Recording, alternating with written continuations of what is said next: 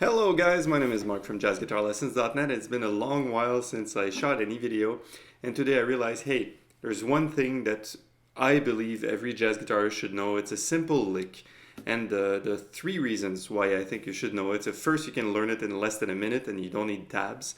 Second, it's based off something you probably already know. And the third thing is it outlines the chords very well. Very well. So all you have to do is, take things and you'll be able to outline the chords. And this is our aim, right? In jazz improvisation, usually is to be able to have the chord sound while we're improvising. So here's the lick, very simple. A 1, 2, 3, 4. And it takes place on a 2-5. So 2 beats A minor 7, like this. So A minor 7. I know you don't see the dots on this classical thing here, but 5th fret, 5th fret, 5th fret, like this. Then D9 or D7. If you want to name it as strings, you do 5, 4, 5, 5 here, and your G major 7 or your G, whatever you choose to play as a G. So your lick uses the A minor 7 arpeggio, the D7 arpeggio, and lands on one note of G. The chords go like this, 2 beats each. A 1, 2, 3, 4. 1, 2, 3, 4. And that's it. So let's jump right into it so I can show you the bare bone version. Then we'll do some modifications of it so we can have altered notes, flat 9, sharp 9, and stuff like that. Cool. So for you guys that have played Stairway to Heaven, you remember this probably, right? So the first note that we're going to start on is this A minor 7 arpeggio. Usually people will go like, okay, I know my arpeggio. Arpeggio up or down, And this does nothing to me because you jump the gun and you don't really link the chords together. So by learning the arpeggios, in which I will show you now, starting from the Stairway to Heaven chord, you will be able to outline the 2-5. Cool, so first note is your E note, 2nd string, 5th fret.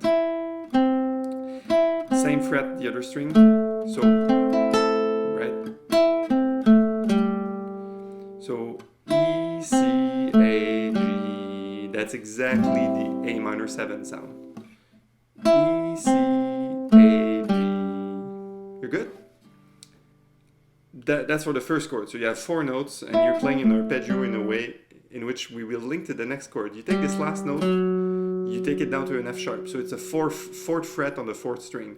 And now guess what? You go back up the notes that you went back down. These notes, you climb back up.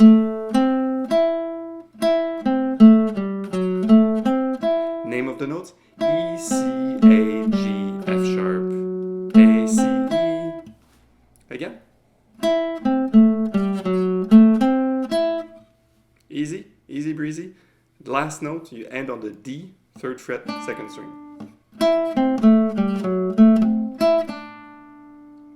So let's play it together as a loop.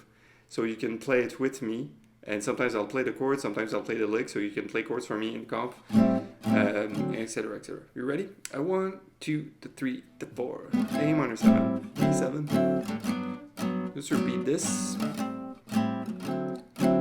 Now I'll play the lick.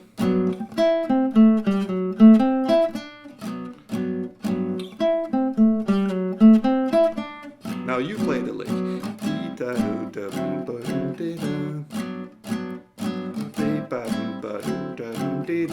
Cool.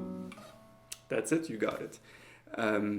I think that just by doing this motion here, you are outlining so much of this change that's all you need, basically. You could do it through scales, you could do it through different other licks, but this is one of the bare bones minimum that you could do.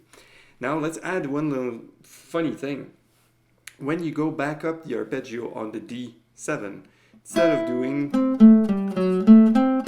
we'll take this note and take it to an E flat. So it will sound like this. And D is the last note again. Et voila, now you have a D7 flat 9 and you just move one note. You don't have to think about any of this. I think this is really the the place when you can stick to that and find variations on it and start to add things before and after and kind of stretch it out. If you have, now we're on 2 beats for the D minor, the A minor 7, D7 is 2 beats each, but if you were in a situation for which you had 4 beats each, you could kind of take it and stretch it out, add outside notes to it, but we won't get into that today. I just wanted to show you the lick. So if you're still here, for a more advanced player, you realize that you can play this in other keys. So we can change string set and repeat the process for D minor, G7, C major. Except here, your arpeggio, your D minor will be here. Right? 5th fret, A, F, D, C, B. And this is a C major.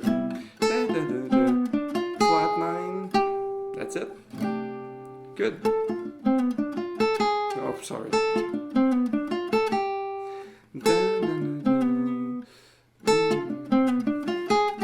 Flat 9.